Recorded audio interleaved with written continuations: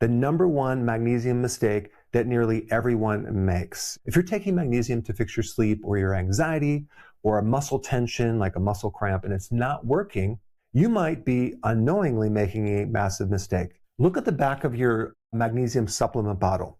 You will notice that the average dosage is between 350 to 420 milligrams per dose. Here's what they never tell you. That number was never designed to optimize the amount of magnesium you really need for your brain, for your nervous system. That number was calculated to give you this survival threshold to prevent serious deficiency diseases like seizures. That's it, just the bare minimum. And when you take the bare minimum amount, which is directed on the back of the label, and you're expecting certain results, and you don't get the results, don't be surprised, because that amount was never designed to create a therapeutic effect. And this all boils down to one misunderstanding on what RDA really means. Here's the definition of RDA. Check this out. The RDA is the average daily level of intake sufficient to meet the nutrient requirements of healthy individuals. The RDA numbers were designed for people that were already healthy, that don't have muscle cramps or high blood pressure. If you have serious muscle cramps, insomnia, anxiety, the demand and requirement for magnesium goes higher. And on top of that, if you drink coffee with caffeine, if you're eating some sugar, if you're taking in an acid, the demand for magnesium is higher. The RDA assumes that you are a healthy person eating a healthy diet. And personally, it's rare to find people out there that are healthy that are eating a healthy diet. Now, the RDA for magnesium was set up in 1997 based on body weight, which correlated to women that weigh 133 pounds, which nowadays, a lot of women weigh more than that, and men that weighed 166 pounds, which nowadays they weigh a lot more. So if we actually recalculate and do the numbers on someone like me, that I weigh 195 pounds, the adjustments from about 420 milligrams for magnesium for me should be about 600 milligrams per day, not 420. I'm just talking about the RDA. The bare minimum amount to prevent a disease. We're not talking about corrective doses. We're not talking about the doses they even used in certain studies that showed improvements in anxiety, depression, blood pressure, and migraines. Those studies use up to like 800 milligrams of magnesium per day, sometimes for weeks, and sometimes even higher than that. One clinical group stated that the minimum dosage to begin correcting a deficiency is 600 milligrams per day. And they mentioned it should be continued for more than a month before you even see any results. So when someone starts taking 300 or even 400 milligrams of magnesium for a couple weeks and says it doesn't work, of course it's not going to work, because it's like filling up your swimming pool with a garden hose and they turn it off within 10 minutes. And then this brings us to the next massive mistake. The form of magnesium that most people take and that most research is historically based on is something called magnesium oxide. Now, magnesium oxide is super cheap. It's compact, so you could fit a lot of it in one capsule. You could fit like 400 milligrams in one little capsule. That's why people like it, because they don't have to take multiple capsules to get their 400 milligrams. But the problem with magnesium oxide is it only has a 4% absorption rate. That means if you're taking a 400 milligram magnesium oxide pill, the body might absorb 16 milligrams. And then if you try to compensate and take more, you're going to get diarrhea, cramping, GI distress, because all of that unabsorbed magnesium pulls water out of your intestines. And then think about magnesium research. Most of the research on magnesium is using magnesium oxide. So first of all, you know they're not going to be able to give them too much because they're going to get diarrhea. And the absorption is so small, 16 milligrams per 400 milligram tablet is just not going to show the results. And this is why when you look up the research on magnesium, many of the studies don't really prove or show significant benefit. I don't recommend anyone taking magnesium oxide unless you have severe constipation and maybe you're taking it just for that as a temporary thing. A much better form of magnesium would be to take magnesium glycinate. First of all, you won't have the GI problems. You won't have diarrhea. Secondly, you absorb 80%. And magnesium glycinate comes with the glycinate part, which actually helps calm down the nervous system. It helps increase something called GABA, which actually can help you sleep a little bit better. But now let's talk about something even more interesting and how magnesium affects your brain. Your brain has an accelerator gas pedal and it has a brake. So the neurons can get really excited or they can wind down and calm down and get in a relaxed state so you can sleep. And without getting too far in the woods, okay, glutamate is the gas pedal. That's the thing that excites the neurons. And there's a little receptor connected to this that allows this to work. And this is a normal thing that happens, right? When you hyper-focus on something, when you react very quick, when you need brain power, this system kicks in. But then it's supposed to wind down when you're about ready to go to sleep, and then when you're sleeping and you're recovering, okay? So we have this on-off situation. Glutamate is the on, and then GABA is the off switch or the calming effect in the neurons. And so what you need to know is magnesium is the helper, it's called the cofactor, for this receptor to help wind this system down, to allow the overexcited neurons to turn down. But when magnesium is low, we have no way of turning down this gas pedal. So the neurons stay overexcited. So the brain tends to run hot, even when you're sleeping. Well, what does that feel like? It feels almost identical to high levels of cortisol. And this is why high levels of cortisol and neuron overexcitation produce virtually the same symptoms, okay? Anxiety, insomnia, especially the latter part of the night, okay? Irritability, like little things bother you.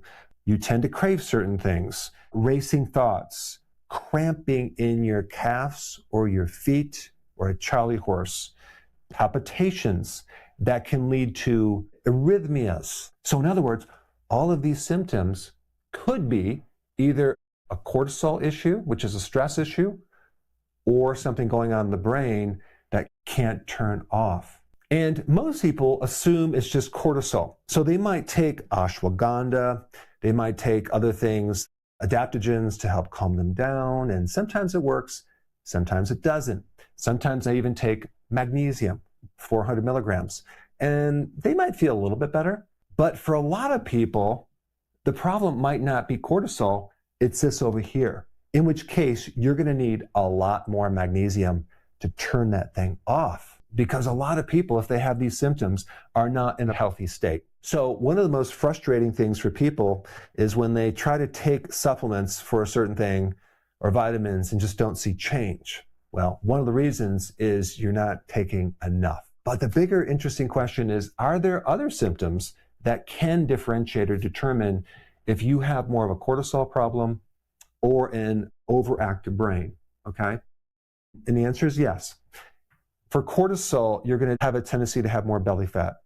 You're going to have higher blood glucose. You might have more cortisol in the morning, which will actually create more glucose in the morning too. That's called the dawn phenomenon. You may have problems with the immune system because cortisol suppresses the immune system. You might have more of a problem with high blood pressure. But now let's take a look at this problem over here.